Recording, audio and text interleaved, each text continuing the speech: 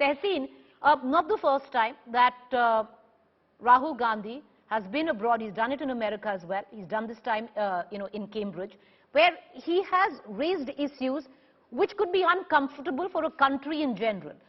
Okay, let's say Prime Minister Modi is the Prime Minister of the country. He doesn't come just from the BJP. Criticizing the Prime Minister on Indian soil, taking him on politically in India is different than possibly insulting him, is what the BJP calls abroad.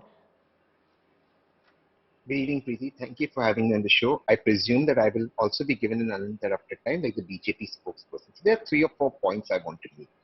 Point number 1, that I'm very proud that Sri Rahul Gandhi ji was invited to his alma mater, Cambridge, from where he's passed out. We know genuinely he's passed out from that university. That university sticks by it. Because we know some leaders want to hide their degrees, and even the university is not ready to say that their people have studied from that university and they've gone to court to hide their degrees. So I don't want to get into that matter. I think the most important and pertinent point that is being made is that criticizing the most honorable Prime Minister, criticizing the government is not criticizing the ethos of this country. This country gives you that right. For example, the most honorable Prime Minister's Prime Minister abroad said, and I quote him, that people were not proud to be Indians until he became Prime Minister. That's Modi ji. Now, I know I was very proud to be Indian all my life, even prior to Shri Modi ji becoming Prime Minister. Prime Minister Modi also said abroad, and I quote him, कि मैं 60 साल का कचरा कूड़ा साफ कर रहा था. He was cleaning garbage for 60 years. He said India is a land of garbage. That's the Prime Minister saying it as Prime Minister abroad. But you know what's the greatest thing about this country, and this country whose constitution I hold sacrosanct? This gives me the freedom to criticize by Prime Minister. When the BJP says you cannot criticize the Prime Minister, the same breath on your show, a very serious show, they go on to use words like psychopath for former Prime Ministers who have been assassinated, for laid down their lives for this country. They go on to use the most abusive language.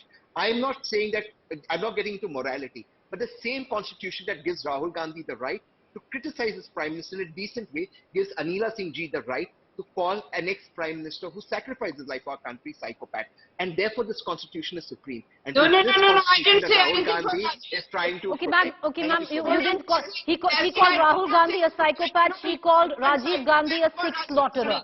But on this show, like I said, let's stay away from using such highly derogatory and defamatory language. I'll come back to you, Ms. Anila Singh. I've clarified the point that you were trying to make.